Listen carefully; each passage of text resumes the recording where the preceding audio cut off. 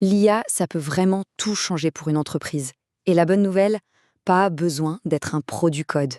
Que l'on soit entrepreneur, freelance ou à la tête d'une petite boîte, cet outil est là pour automatiser, pour nous faire gagner un temps fou. Allez, on regarde comment ça marche. Alors, on va tout de suite casser un mythe. Non, l'automatisation, ce n'est plus un truc réservé aux géants de la tech. Fini, cette idée que l'IA est une montagne technique inaccessible. Aujourd'hui, c'est un outil super puissant, oui, mais surtout à la portée de tous. Le but, c'est de nous rendre plus efficaces, tout simplement.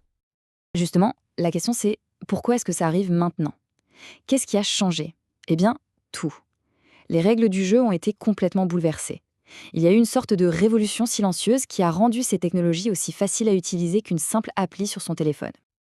Et le changement, il est radical. Il faut imaginer qu'avant, automatiser, ça voulait dire des projets hyper complexes qui coûtaient une fortune et surtout qui demandaient de savoir coder. Aujourd'hui, on est entré dans l'ère du no-code, c'est-à-dire des outils simples, financièrement accessibles et pensés pour ceux qui n'y connaissent rien en technique. En gros, l'automatisation est enfin devenue démocratique. Ok, donc on a compris le pourquoi. C'est clair. Maintenant, la question la plus intéressante, le quoi. Concrètement, dans notre quotidien, quelles sont ces tâches qu'on peut enfin déléguer à une machine pour récupérer un temps précieux?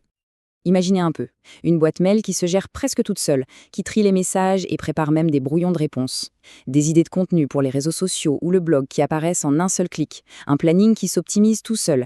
Des petites analyses de chiffres de vente. Bref, toutes ces tâches administratives un peu, disons-le, pénibles, qui nous pompent notre énergie, eh bien ce sont les candidates idéales pour une automatisation intelligente. Prenons un cas très concret, que tout le monde connaît. La gestion des réponses aux clients. Étape 1, un email arrive. OK. Étape 2, l'IA le lit et analyse le contenu pour comprendre la demande. Étape 3, à partir de là, elle génère un brouillon de réponse qui a du sens. Mais, et c'est ça de plus important, l'étape 4 reste humaine. C'est à nous de valider, de peaufiner si on veut et d'appuyer sur envoyer.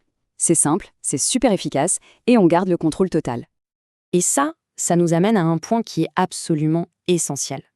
Parce que on entend souvent cette petite inquiétude, le but de tout ça, ce n'est pas du tout de remplacer l'humain.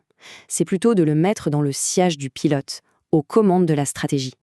Il faut vraiment voir ça comme un partenariat, un duo. L'IA, elle, s'occupe des tâches répétitives avec une efficacité bluffante.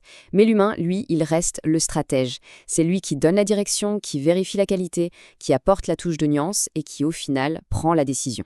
L'IA est à notre service et pas l'inverse. Alors, bien sûr, se lancer là-dedans, ça demande un peu de réflexion. Ce n'est pas juste un bouton magique sur lequel on appuie et hop, tout fonctionne. Pour que ça marche vraiment, il faut comprendre qu'il y a des limites et qu'il vaut mieux adopter les bonnes pratiques dès le début. Et ça soulève une question fondamentale, non? Est-ce qu'il faut vraiment tout automatiser? La réponse, elle est simple et c'est non. L'automatisation la plus intelligente, ce n'est pas celle qui est totale. C'est celle qui est sélective, qui est stratégique. Alors voici quelques principes de base. D'abord, on commence petit. On choisit une tâche simple et on y va pas à pas. Ensuite, hyper important, on garde toujours une supervision humaine. C'est la garantie de la qualité. Un autre point crucial, on ne touche pas aux interactions où le contact humain est essentiel pour la relation client. Ça, c'est sacré. Et enfin, il faut se souvenir qu'un processus automatisé, ça vit, ça s'ajuste, ça s'améliore avec le temps. Au fond, si on devait résumer la philosophie derrière tout ça, elle est très simple. Il s'agit de simplifier, pas de remplacer. L'objectif, c'est de se libérer de toutes ces petites contraintes pour pouvoir enfin se concentrer sur ce qui a une vraie valeur ajoutée, là où notre expertise fait la différence. Et voilà le message clé à retenir de tout ça. Réussir son automatisation, ça ne dépend pas de la maîtrise du code. Pas du tout. Ça dépend de la compréhension de ses propres processus de travail. La clé, elle est dans la vision stratégique, elle n'est pas dans la technique.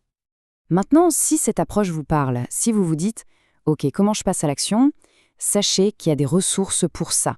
Pour apprendre à mettre en place concrètement ces principes dans votre activité, il existe des formations qui vous guident pas à pas. Tout se trouve sur le site www.brformation.com.